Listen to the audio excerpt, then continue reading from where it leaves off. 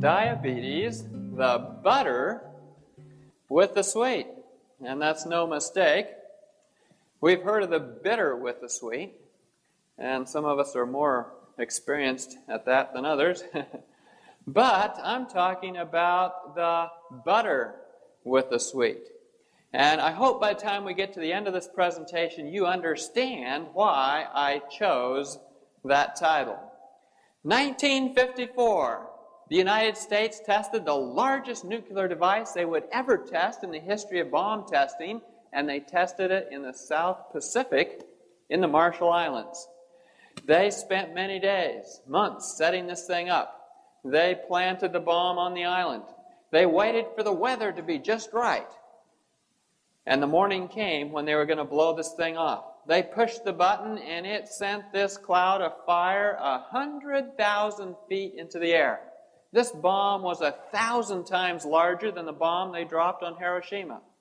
It created so much heat, gale-force winds started to blow across the ocean.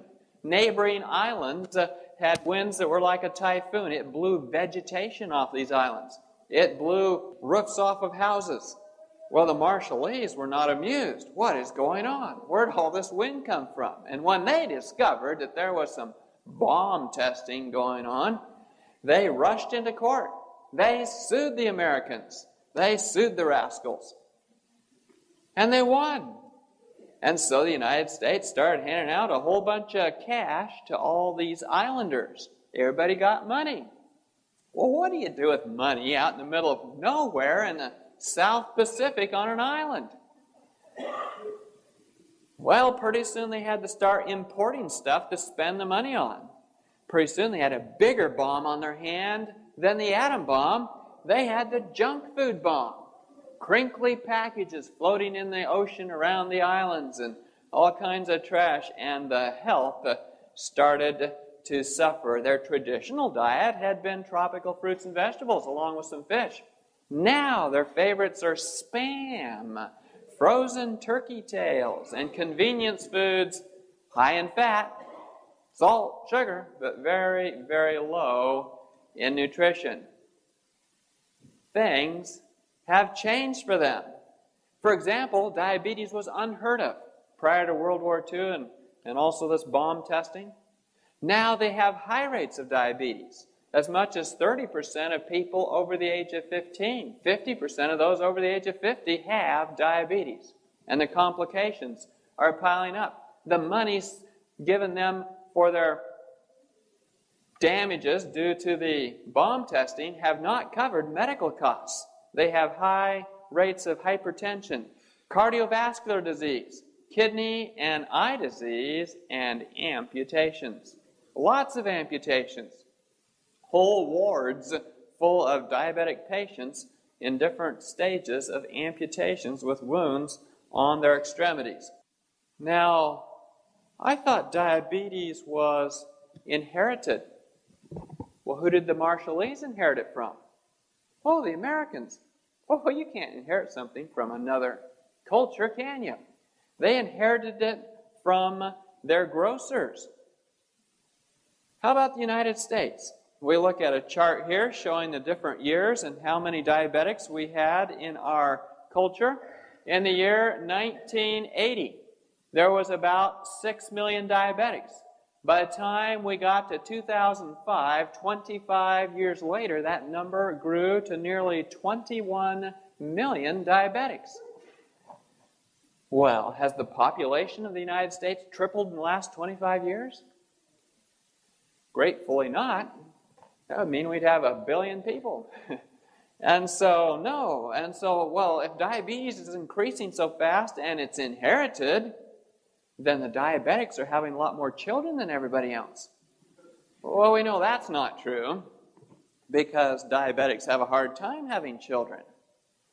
We do it to ourselves. And these complications, they add up. Stroke and heart disease kill 80% of diabetics.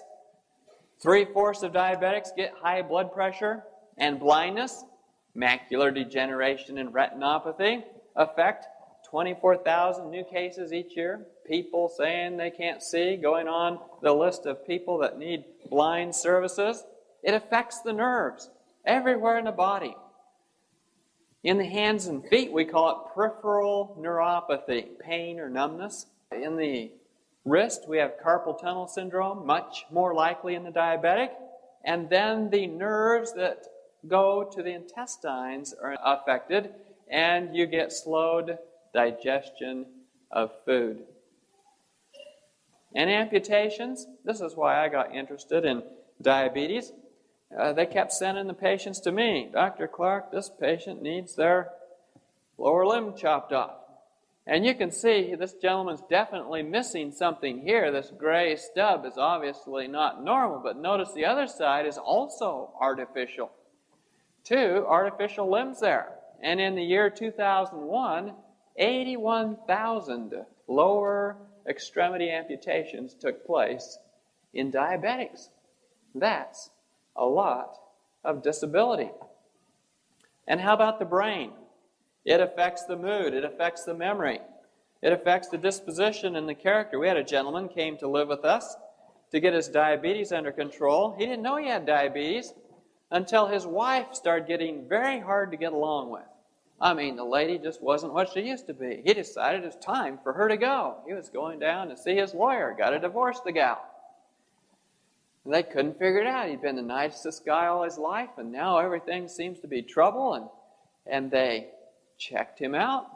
His blood sugars were out of whack. He had diabetes. We got his diabetes under control naturally, and well, the wife improved, decided he'd keep her. 34% more likely to be depressed, and their brains shrink. Other complications, life expectancy is shortened by 12 to 14 years, more likely to die of an infection, a pneumonia, or a flu. And those last years, they're not the best. Diabetes more than triples the risk of ending up in the nursing home in middle age, before retirement. I've had patients come to see me for arthritis. They're in their 90s, and after we took care of their problems and got to talking, they said, well, you know, I volunteer down at the nursing home down here. And then they get this funny look, and they say, well, you know, I'm older than anybody out there.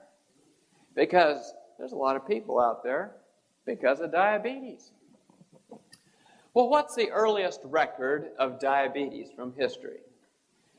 Back in 1552 BC comes these records from the pyramids, where they discovered that the Egyptians were writing about all the signs and symptoms of diabetes.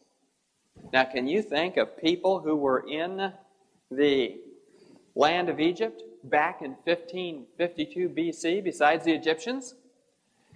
Building pyramids? That's right, Israelites. The Israelites were down there. And you know, eventually Moses came down and God gave them their freedom. They got emancipated. And when they left, God said something very interesting to them. He said, if thou wilt diligently hearken unto the voice of the Lord thy God, I will put none of these diseases upon thee, which I have brought upon the Egyptians. Apparently, he had told them something that if they followed it, they could totally avoid diabetes. And so, we'll get back to that. But first of all, what is diabetes? Well, diabetes is too much sugar. Too much sugar in the blood, too much sugar in the urine. You ever met somebody that was just too sweet? Well, there they are. And how much is too much? Well, if we do a fasting blood test, we draw your blood and we check it, like before breakfast, then a normal blood sugar should be between 70 and 99. If you start going over 99, we have a new category called pre-diabetes. That's 100 to 125 on your fasting blood sugar. Pre-diabetes. You've heard of preschool, haven't you? And most preschoolers go on to school. Well, most pre-diabetics go on to diabetes. So this is sort of a dangerous category. And then if you go over 125, 126 or above, we say you have diabetes.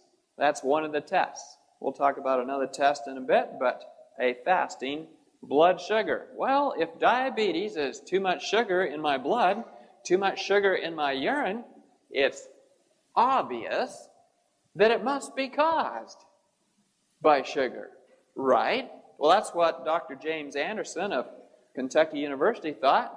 And so he went out to prove how much sugar it would take to make a normal person diabetic. And so he started out. I thought he fed everybody a pound of sugar a day. He said, oh no, I fed a bunch of military whitecoats 2 pounds of sugar a day.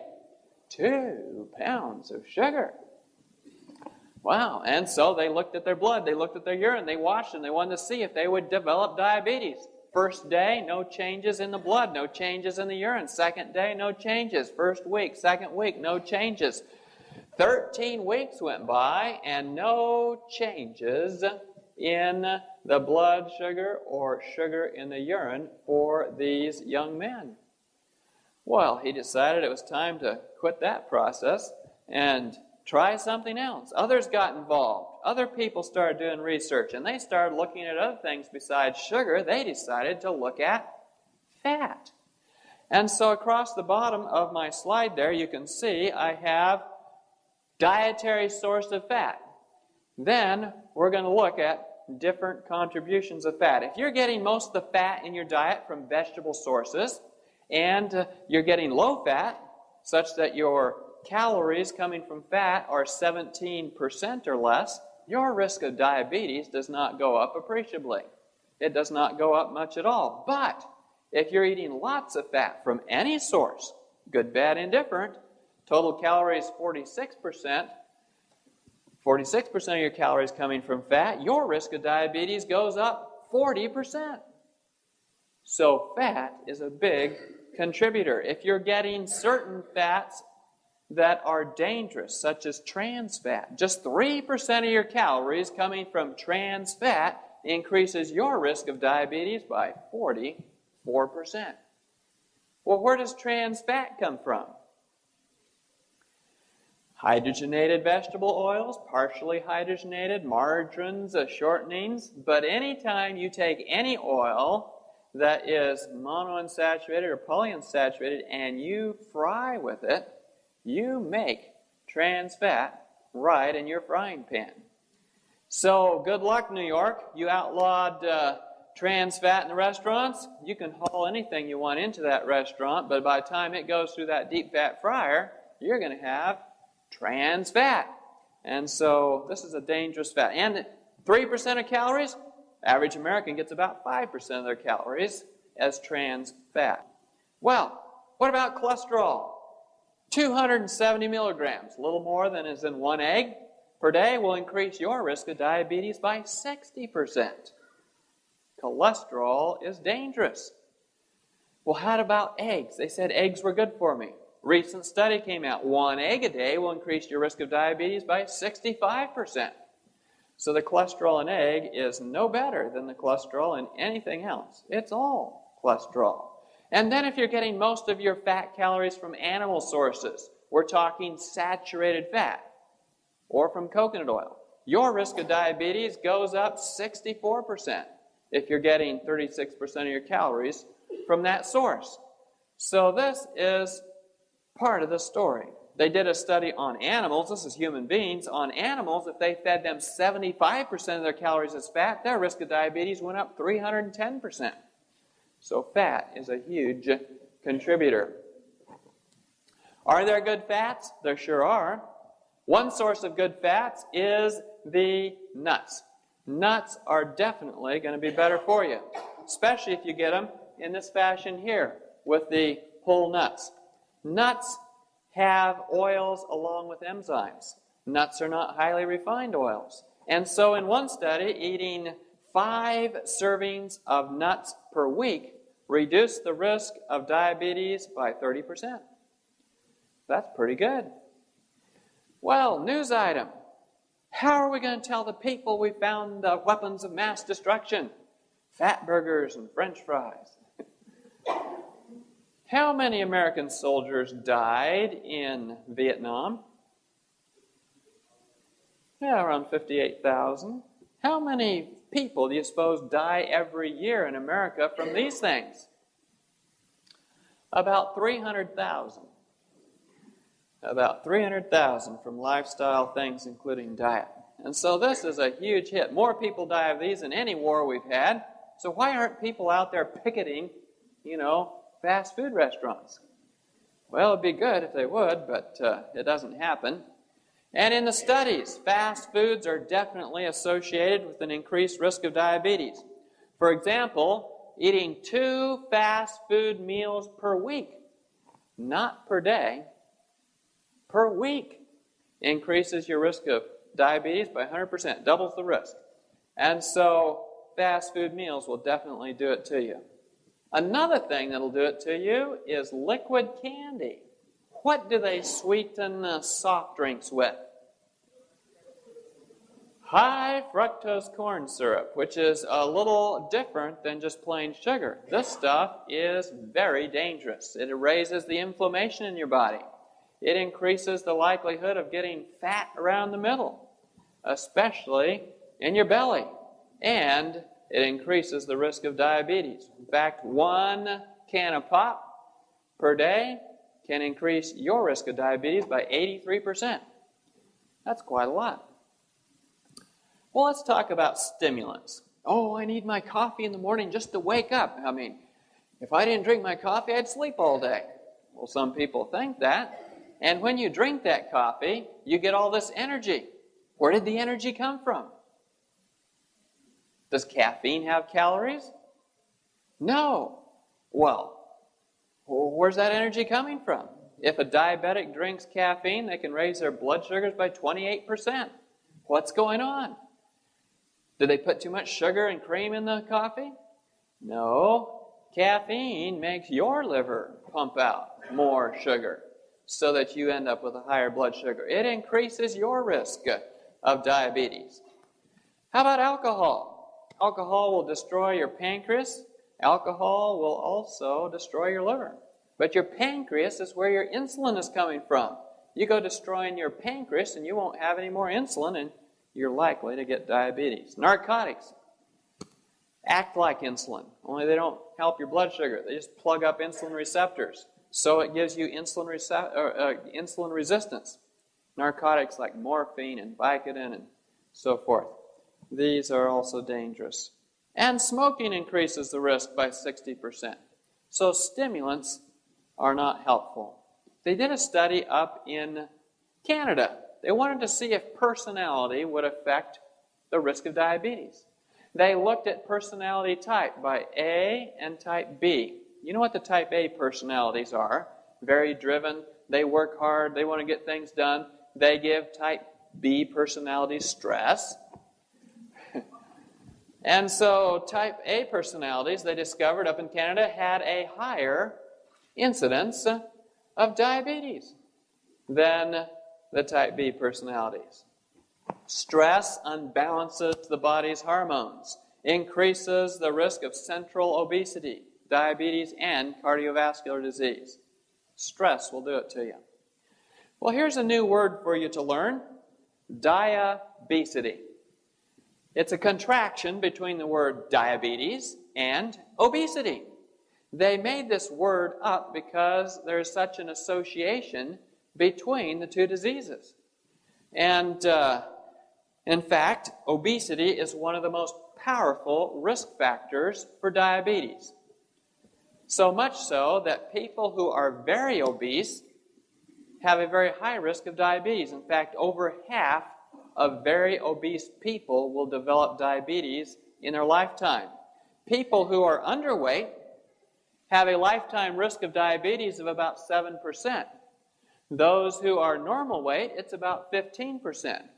Those who are obese, 44%, and very obese, the lifetime risk is 57%. Obesity is a huge risk factor. In fact, we can map it on a map. You can see here we have a picture, a map, which shows you the 1991 obesity trends in the United States. The darker the color, the more people that are very obese.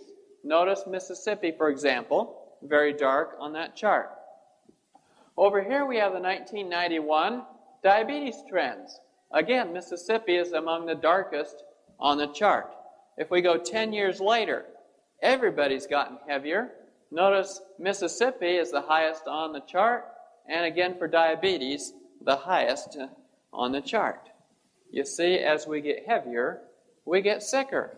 And then we need more and more health care. Billions of dollars are spent to take care of diabetics every year. Does anybody know what this machine is? CT scan. A CT scan takes a picture right through the middle of you. As this lady slides into the CT scan, they'll take a picture right through the middle. It'll look something like this, perhaps. And on this picture, we can see that there is, well, her belly button will be up toward the top, backbone toward the back here, a little bit of fat all the way around the outside. Everybody has a layer of fat.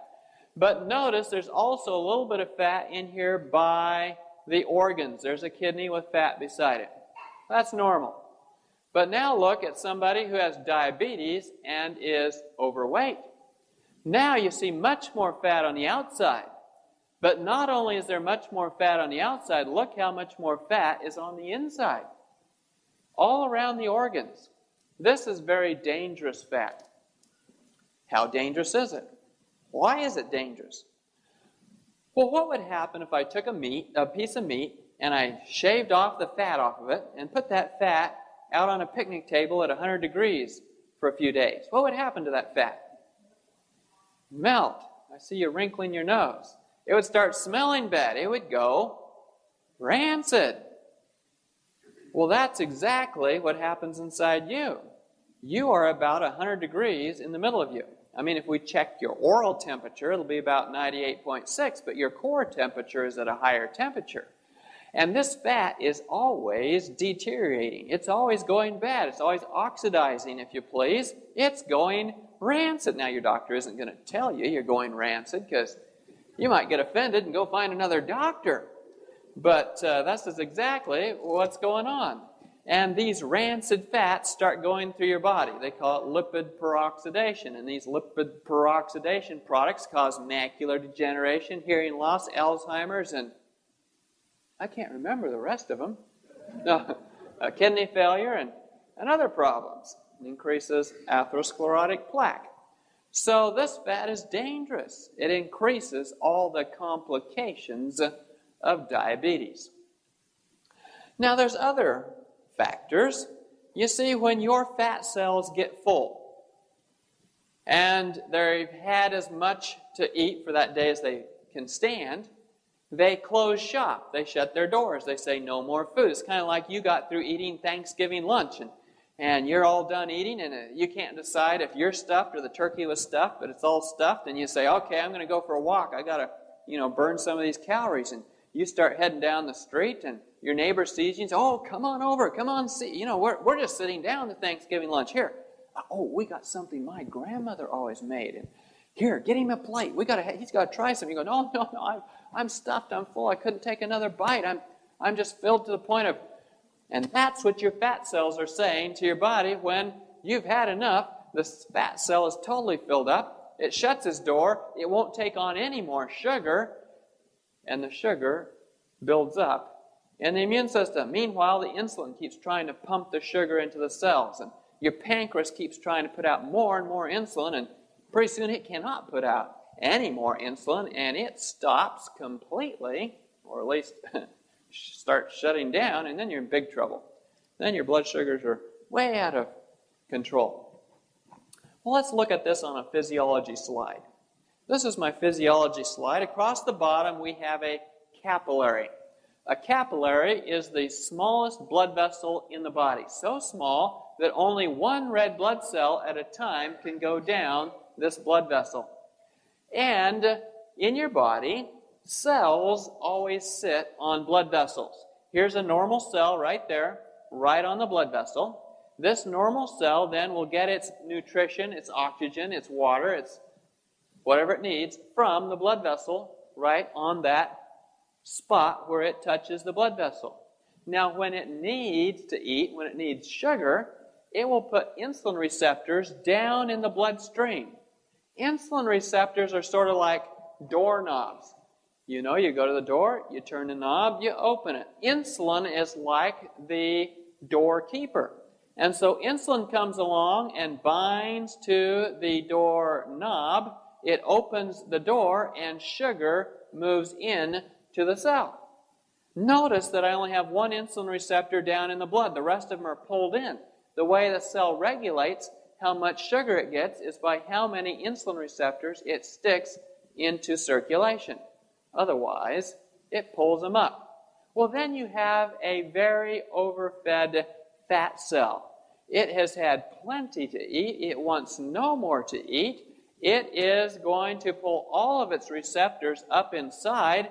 The insulin comes along, finds no doors to open, and the sugar accumulates in the bloodstream. You get a high blood sugar. Now, which has more calories?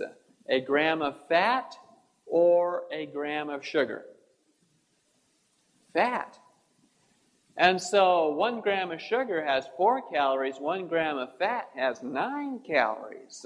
So which is going to fill the cells up faster, fat or sugar? Fat.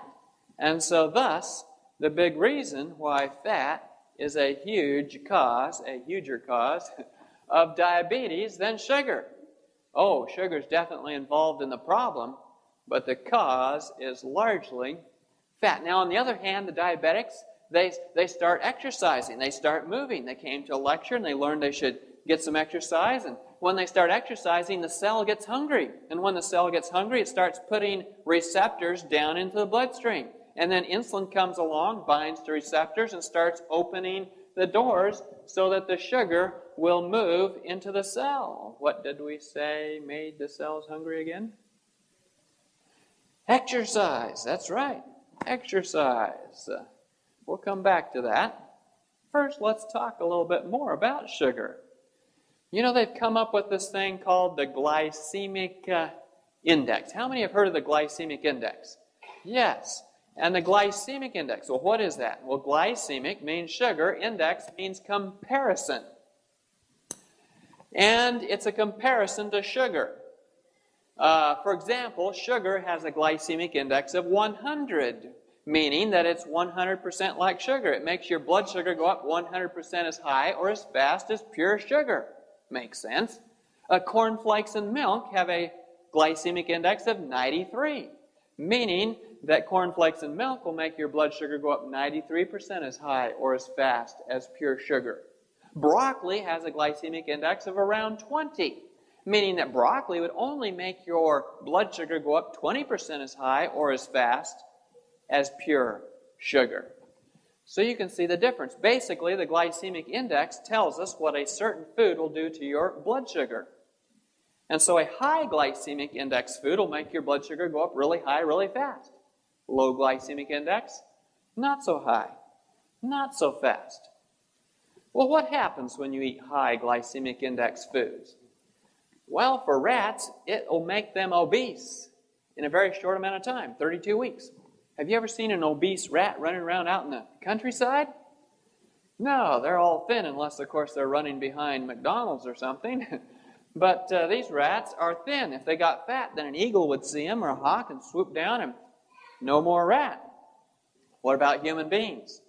Human beings fed a high glycemic index diet, ended up eating a larger volume, more food. They felt less satisfied, and they got hungry sooner. How's that for a trick? Sounds like the prescription for an addiction. What do you say? Then we have another principle, not glycemic index, but glycemic load. It makes a difference whether you eat 1 teaspoon of sugar or you eat the whole 2 pounds. And the 2 pounds would be a big load. The teaspoon would be a very small load. And so load takes into consideration the volume of a glycemic index food that you eat.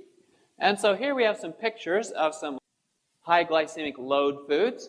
For example, here we have a hamburger and fries and a hot dog and a bun and some fries. Well, wait. I thought those were like high protein meals. Oh, no doubt there's a chunk of protein there, but there's also a lot of very refined carbohydrate, white buns, and also some potatoes cooked at a very high temperature. Very high glycemic load meal. And then here we have a bowl of corn chips. Well, wait a minute, I thought corn chips are now whole grain. Well, they might say that. I have a videotape at home on how they make corn chips. It's not an advertisement, it's an in-service for workers, and they're showing how they're supposed to do this. And they take these big bags of cornmeal and put them in big vats, and they put water with it, and then they start it cooking. And they cook it for 1 hour, 2 hours, 10 hours, 20 hours, 27 hours later, they're done. Well, what happens if you cook your broccoli too long? Goes to mush. And as they're cooking this corn, the longer they cook it, the more it breaks down complex carbohydrates to simple carbohydrates, complex sugars to simple sugars. It makes it a very high glycemic index food. Plus it has a lot of oil with it too, huh? And then we have our soda here and some cookies and a pastry and white pasta. But you can buy brown pasta, can't you? Whole wheat pasta and white potatoes. And the longer you cook the white potatoes, the higher the glycemic index goes.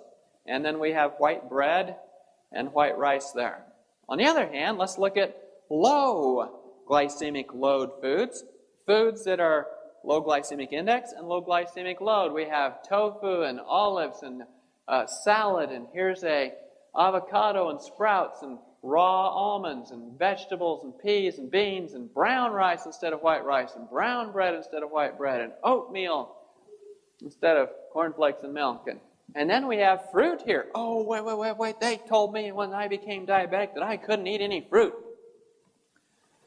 Well, I'm not recommending you become a fruitarian as a diabetic, but there are some very important nutrients to be found in fruit you don't want to be without. As some of you learned last night, fruit is full of phytochemicals that fight cancer and help you with other things. I mean, I'm not suggesting either that you eat canned fruit or dried fruit, but I am suggesting fresh fruit with all the fiber and the minerals and the vitamins and phytochemicals. And there's some very valuable things. Now, you may have to sort out which fruits are more safe for you than others, but fruit isn't something to be discarded. And as you get your diabetes under control with everything we're going to talk about here, you can use more and more fruit. Well, let's talk about what happens when your blood sugar goes up. You eat that high glycemic index meal and the blood sugar is going up. What happens? Well, one of the things that happens is that your triglycerides go up. Oh, wait. I thought triglycerides were like oil, and my blood sugar is like carbohydrate. I mean, how come if I get too much carbohydrate, then my oils go up? This doesn't make any sense at all. Well, your body does not have a box somewhere where it can store sugar cubes. And so it has to make those sugar cubes into something it can store, and that is oils, fats. And so it makes it into fats, and your triglycerides go up. Having trouble with high triglycerides? Check on your sugars. Drinking too much juice or pop or something perhaps. Also, your proteins are glycated. Oh, what's that mean? Glycated. Sugar-coated. Oh, sugar-coated. That sounds good. Well, it's not good if it's your blood cells and your blood vessels and everything gets stuck up with sugar. It's a sticky mess. Sugar clogs the system. Now, insulin also goes up. We kind of recognize that because it's trying to push the sugar into the cells. But did you know that insulin's only job is not pushing sugar into cells? Insulin is also a growth factor. And it'll make things grow. It'll make your belly grow. It'll make cells grow. It'll make tumors grow. And in order to make things grow, it needs building blocks. I mean, if we're going to go, expand the building here, we need some more blocks. What are the blocks? Well, one of the blocks is cholesterol. And so high insulin is associated with high cholesterol. Oh, that's not good. And then your blood pressure goes up with high insulin. And your tumors grow with high insulin, and you get fat around the middle. Also, it messes with your immune system, particularly the white cells that are involved in cleaning up bad bacteria. Bacteria such as E. coli or strep or something that you want to get rid of. On a good day, if you eat no sugar, then each of your white cells can consume 14 bad bacteria. Well, that's good. But if you eat just 12 teaspoons of sugar, now what's a common food with 12 teaspoons of sugar? A soda pop. One soda pop will reduce the number of bacteria that a white cell can eat by 60%, down to 5.5. If you drink 2 soda pops, or just 1 banana split, which would have 24 teaspoons of sugar, each white cell can now only eat 1 bad bacteria. This is bad news if you're trying to avoid certain diseases that are involved with bacteria or viruses. And so sugar tends to mess with your immune system. Well, let's look at some examples of foods and what they do to your blood sugar. For example, let's compare a glass of orange juice to an orange. Across the bottom here, I have time.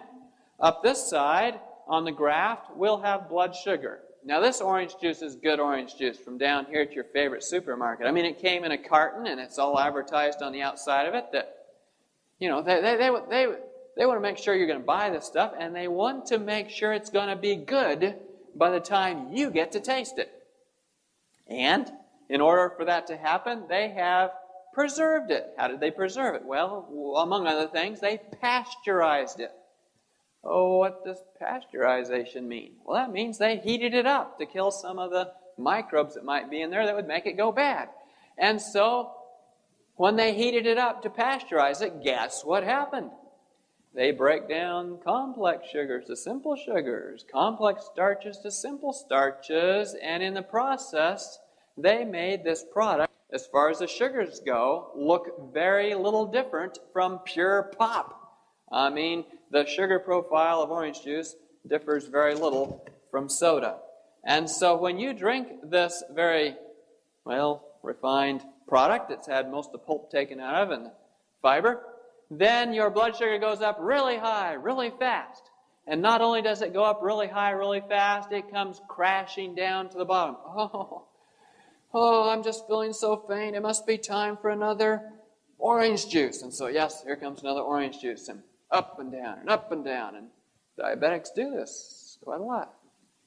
Well, on the other hand, let's change the picture. Instead of drinking the orange juice that's been pasteurized, let's go and eat the orange. Fresh off the tree or from the supermarket. It has not been pasteurized. It has all the pulp with it and all the minerals and all the vitamins and the fiber and so forth. And when you eat the orange, instead of drinking the orange juice, the sugar comes up much more slowly. Not only does it come up much more slowly, but it stays up for a much longer time. And not only does it stay up for a much longer time, it comes down much more slowly. This is the difference between refined and processed. This is the difference between whole food and processed food. We want to stick toward the whole foods. Well, let's look at this on a whole day. Let's just look at our day. And across the bottom, I have the danger zone, because you definitely don't want to go too low. I should probably have a danger zone up high too, but I didn't. Here we have time across the bottom, concentration here. We'll look at blood sugar called glucose, and we'll look at insulin. And let's start off the day with a refined cereal breakfast. Like that cornflakes and milk that we talked about earlier that has a glycemic index of 93. And so up goes the sugar. And because the sugar goes up so fast, up goes the insulin. But the insulin overshoots. And the insulin tends to last longer than the sugar in the blood. And so down goes the sugar in the blood. Oh, too low. Oh, I'm just feeling so faint. Oh, I've been at work now for 2 hours. It's break time. I certainly hope somebody brought something good for break. Anybody got some good food? Oh, yes, coffee and donuts. Up goes the sugar. Up goes the insulin. Down goes the sugar. down into the basement. Oh, I'm just this, I can't even think. Oh, and they can't think. And then they get lunchtime.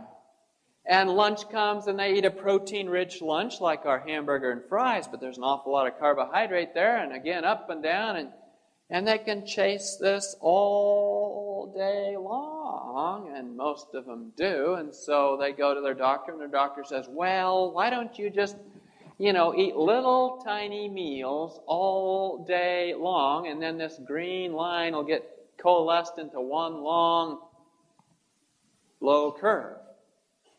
Many little meals all day long. Does it work? Well, of sorts. Is it good for the person? Well, what happens when you do it? Well, when you start eating little meals all day long, it jams the machinery. Your stomach's job is to take the food that you have chewed real well and take that food and make it just the right consistency, just the right amount of water, just the right pH, so it can go on down to your small intestine. And it takes some time to do that. And it's working away. It says, let's see, add a little water. Okay, add a little acid. Okay, we're just about ready. And all of a sudden, kerplunk. Wait, I wasn't done. What's this extra food coming down here? Oh, no, Snickers bar. Hey, I got to start all over again. And so it crunch, add a little water, add a little acid, and then comes lunch. And the people who study this are the pharmacologists or the drug industry, the drug companies. And what they do is they'll give a patient or somebody a pill in the morning before breakfast, say Procardia. And the person will eat breakfast, and then they'll eat mid-morning snack, and then they'll eat lunch, and then they'll eat mid-afternoon snack, and then they'll eat evening snack, and so forth and so on, and they've eaten all day, and then they check their stomach 13 hours later, and lo and behold, those pills are still in the stomach along with some of the breakfast. And that makes the stomach very unhappy. Have you heard of reflux disease? Have you heard of heartburn? Also, the intestines don't like it either. In fact, it increases your risk of cancer. The 2-meal-a-day plan lowers the risk of cancer. Compared to 2 meals a day, colon cancer risk rises 70% for 3 meals a day, 90% for 4 meals a day. What's more, each additional snack time increases the risk of colon cancer another 60%. Which would you rather die of? Diabetes or cancer? Well, neither one. So we'll we'll deal with both. But I don't want to raise my risk of cancer. So no, little meals all day long is not a good idea. And so let's change the story. Let's start all over again. Instead of eating that cornflakes and milk or some other highly refined cereal, let's start off the day with a whole grain, unrefined cereal such as oatmeal. Now, just like eating the orange instead of drinking the orange juice, the sugar comes up much more slowly. And also, the insulin's going to come up more slowly. And the sugar's going to stay up for a long time. And it's going to come down more slowly. And we know somewhere in here we're going to eat a nice, fresh vegetable lunch. And then we're going to have another slow rise in sugar that stays up for a long time and then comes down more slowly. This is the big secret to helping keep the diabetic's blood sugars within range.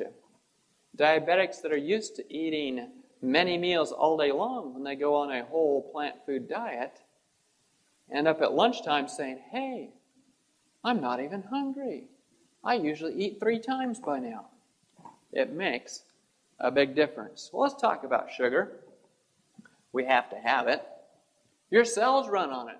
If you run out of sugar, you definitely are in trouble.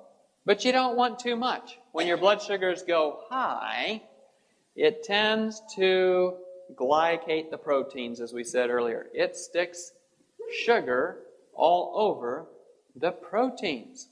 And so, too much sugar clogs the system. I'm going to illustrate it here with this picture of a blood vessel that I've chopped open so you can see down it. That's like a, blood vessel. And we'll add sugar in blue for illustration. When you start raising the blood sugar, then the sugar starts to stick around the inside of the blood vessel. Add more sugar, and you get more sticking of sugar around the inside of the blood vessel. Let's blow that up a bit. Here we have the same thing with a red blood cell in here. Sugar all the way around the inside of the blood vessel, and the red blood cell right here. And the red blood cell gets sugar stuck to it. That's your hemoglobin A1C. That's a low hemoglobin A1C. Here's a high one with lots of sugar stuck to the outside of the hemoglobin. And so we got a sticky mess here. Well, some of you are sitting there saying, yeah, but I don't have diabetes. I certainly hope the diabetics are listening to this. I'm sure glad I don't have diabetes. Well, hold on a minute. What about this hemoglobin A1C? Well, it predicts the risk of heart disease and mortality even in people without diabetes. It basically tells us what your blood sugar has been like for the last 3 months. And just recently, the guidelines changed to where they want to say that if your hemoglobin A1C goes up to 6.5 or above, you do have diabetes. Oh. Well, I had somebody call me the other day. They said, I want to tell you my labs. I said, okay. It's a family member. They said, my hemoglobin A1C was 6.3, they told me. I said, 6.3. I said, you're 0.2 away from a diabetes. That's bad news. Well, how bad is that news? Well, for each 1% increase in hemoglobin A1C, glycated hemoglobin, your risk of dying of a heart attack goes up by 40%. Oh, that's not good. They did a study on non-diabetics. They went to a whole group of Americans, 45 years of age or older, and they checked their blood. 70% of them had a hemoglobin A1C that was above normal, above 5. This is not good, which really means that 80% of excess mortality due to blood sugar elevations is in non-diabetics. We have a lot of people who are living the lifestyle of a diabetic. Their blood sugars may not go wildly out of the range of normal, but they're going to die the death of a diabetic and never have been diagnosed with diabetes. You live that life, you'll die their death. And on the other hand, though, if we can lower hemoglobin A1C by 1%, say from 13 to 12, or hopefully from 6 to 5, then we can reduce the risk of stroke by 17%. We can reduce the risk of heart attacks by 18%, diabetic deaths by 25%. We can reduce the risk of blindness from retinopathy or kidney disease or amputations by 30%. So in diabetes education and diabetes management, we're always trying to get that hemoglobin A1C down, hopefully to 5. A lot of work. Well, let's talk about treatments. How did we used to treat diabetes? Here I have a picture, a marble bust of Hippocrates. Hippocrates said some very interesting things. One of his famous sayings was, "Let food be thy medicine, and medicine thy food." How's that for good advice? Well, what do we do today? What are some good studies? A good study, New England Journal of Medicine, where they looked at pre-diabetics. As we said, pre-diabetics are most likely to go on to diabetes. And so they make a good study group. They put them in 3 categories. The first group got the placebo, meaning they did nothing. And they, of course, had a high incidence of diabetes. The second group got a medication like metformin. And in that group, they reduced the incidence of diabetes by 31%. That's pretty good. Out of 100 people, 31 less getting diabetes. In the third group, they gave them lifestyle changes. And they saw a 58% reduction in the incidence of diabetes. Now that's pretty good. What does that tell me? That tells me that lifestyle interventions are a much more powerful intervention than medication, than pills. Well, it sort of makes sense. Pills didn't cause the diabetes in the first place. Lifestyle did. And so what were the lifestyle changes they made? Well, they wanted them to lose weight. They had a goal of 7%. And there's a big benefit to losing weight because for the diabetic with that extra fat around the organs, when they start losing weight, some of the first weight to go, some of the first fat to leave is that fat around the organs. And so losing just a little bit, even 7% of their weight, has big benefits. They had them exercise every day, a goal of 150 minutes per week, and they improved their eating. High fiber, low saturated fat, and low glycemic load. These are big, important steps. Now, I'm going to talk about these in a little more detail, but we'll also talk about other things that have a huge impact on the risk of diabetes, and if you change them, can help reduce diabetes, reverse diabetes. First of all, how about this weight loss program? In another study, they looked at continuous weight loss that approached ideal body weight. In other words, start losing weight and just keep it coming off. A pound or two per week is a good goal. And when you do that, then that organ fat doesn't tend to return so much. And you don't have those oxidized lipids running through your body. And in taking on such a program, you can reduce the diabetes risk by as much as 50%. By that alone. Weight loss is a huge help. And exercise. What did I say exercise did to the cells? Makes them hungry again. That's right. And so when they're hungry again, they take on sugar. The insulin is effective, and it lowers blood sugar and insulin. It also helps to control weight, and it improves mental outlook. Get away from the house, walk away, leave the troubles behind, and go out where it's nice to walk, and helps release stress. Well, how much exercise should I get? Well, we recommend as much as 60 minutes a day. Oh, wait, I don't have an extra hour in my day. When am I going to do that? I mean, and to think, 60 minutes of doing nothing but walking around. Well, you don't have to do it all at once. A little here, a little there. Oh, I walk at work. Does that count? Well, it might. How much do you walk? Well, I don't know. Get a pedometer. Little thing you can buy at Walmart, put it on your belt, walk around. It'll count your steps. And if you got 10,000 steps in the day, hey, you have a good chance of being healthy. That's a good goal. And so break it up. A little here, a little there. 5 minutes, 10 minutes after each of your meals is a very good time.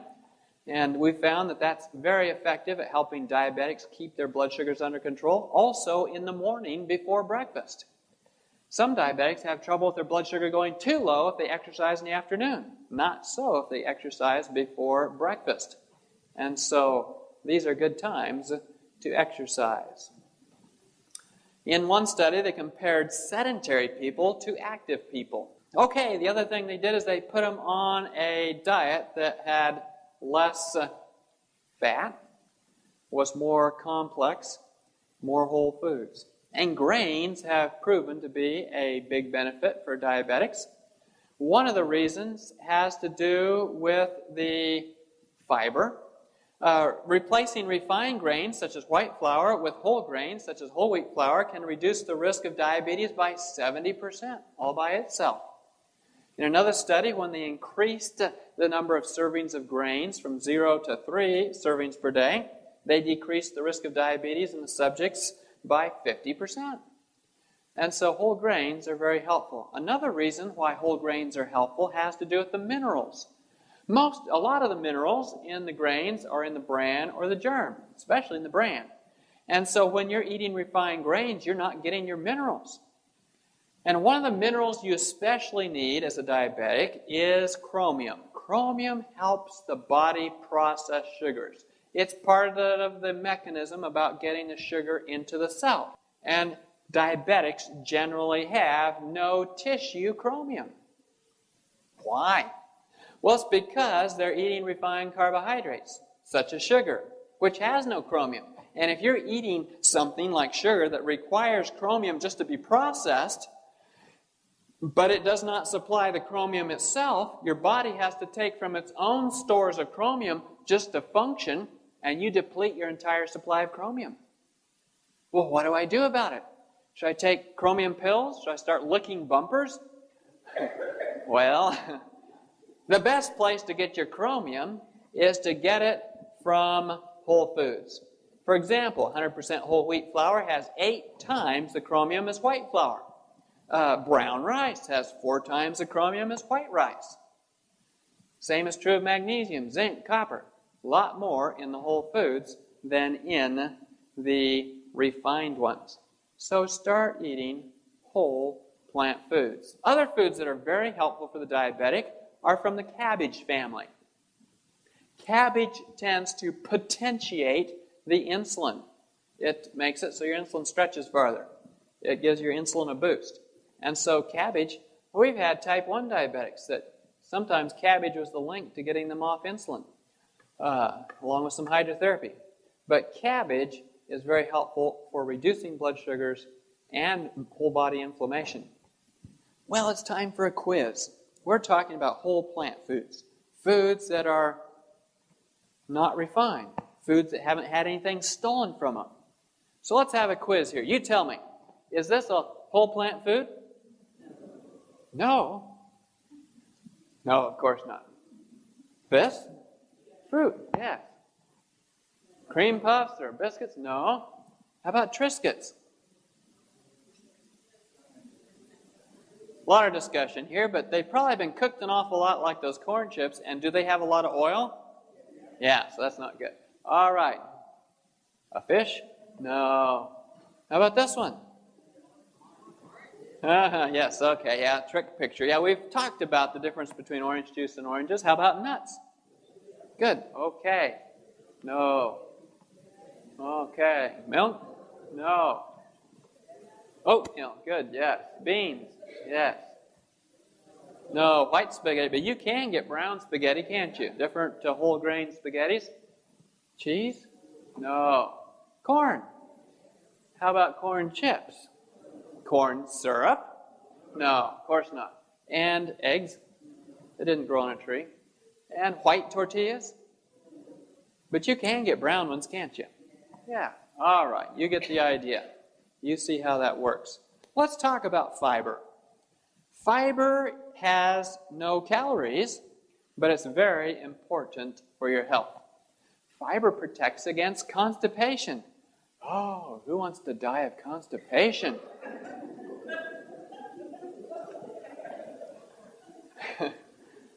Classically,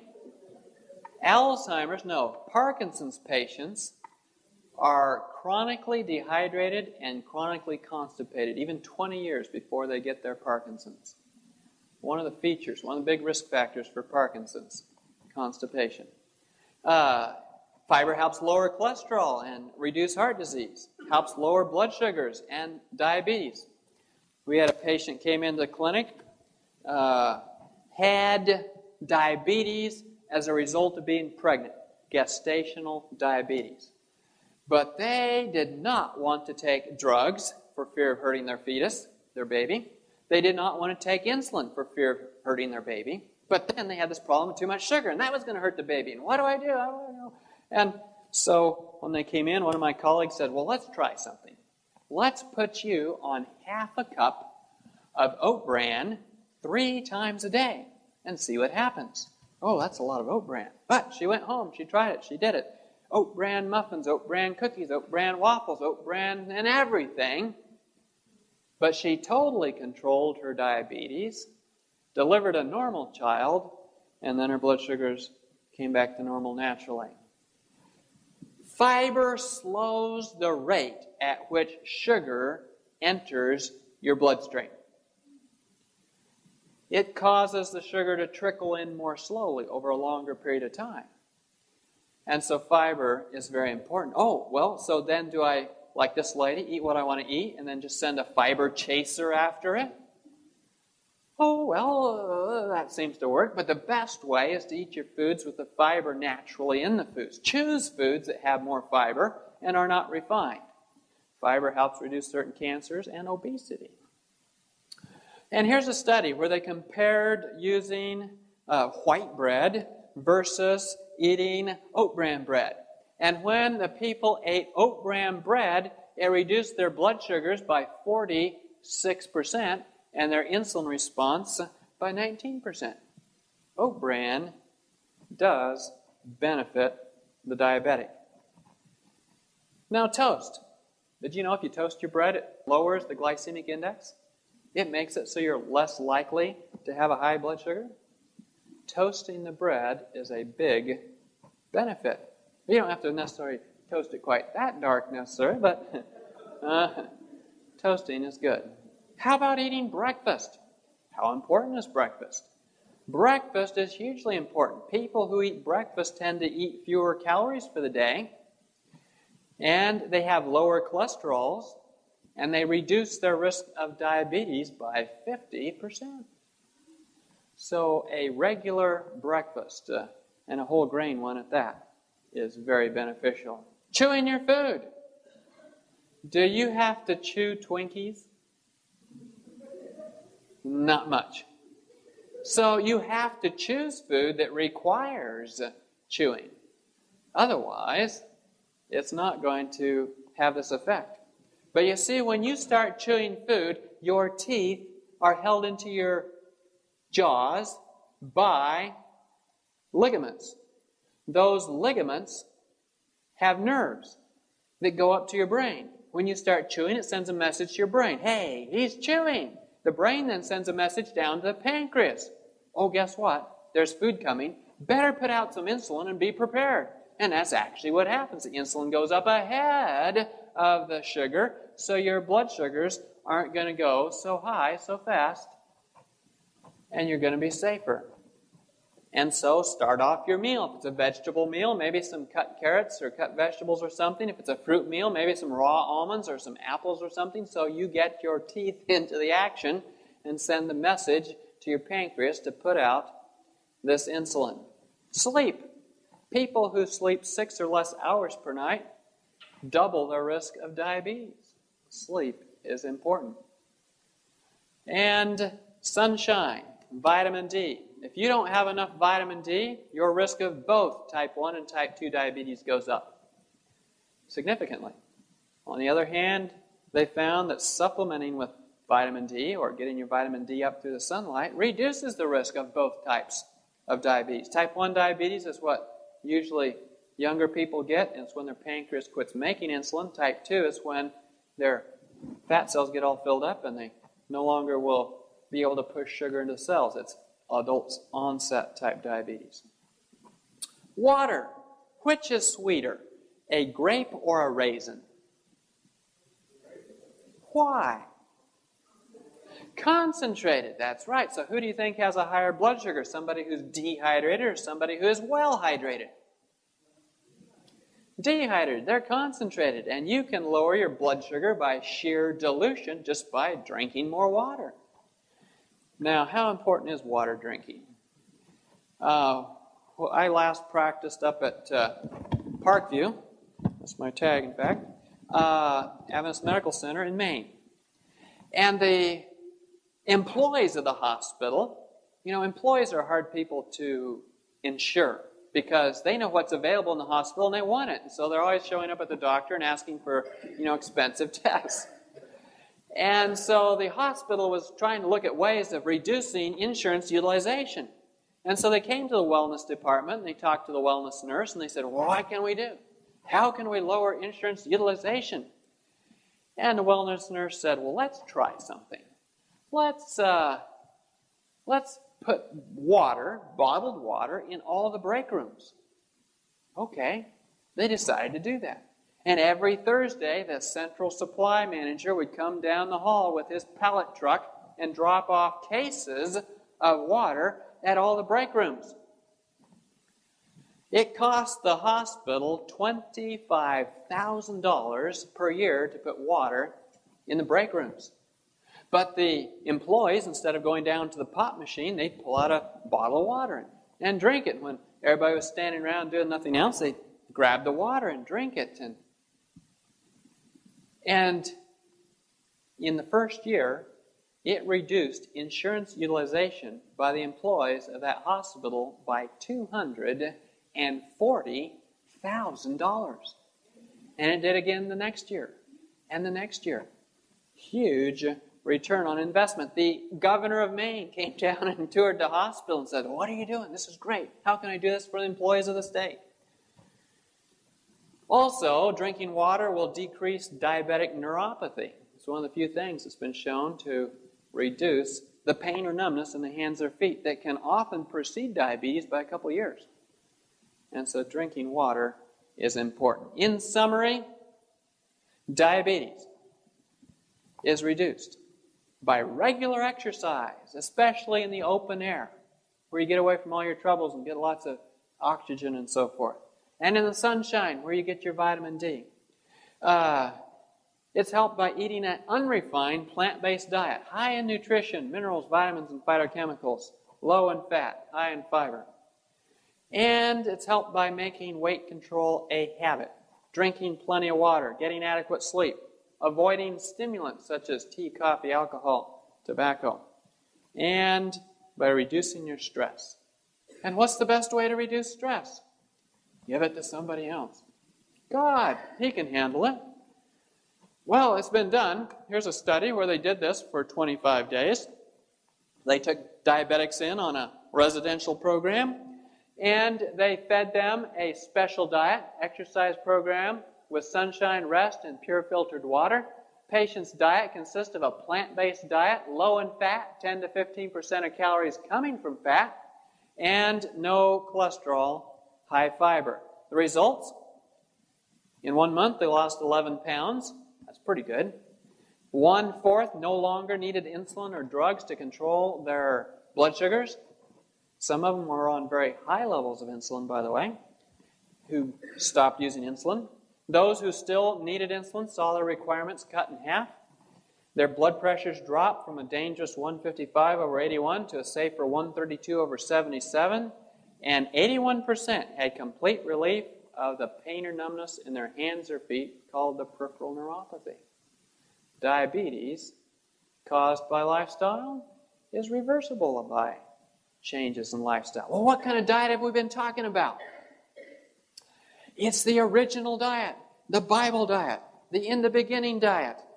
In Genesis, then God said, "I give you every seed-bearing plant on the face of the whole earth, and every tree that has fruit with seed in it.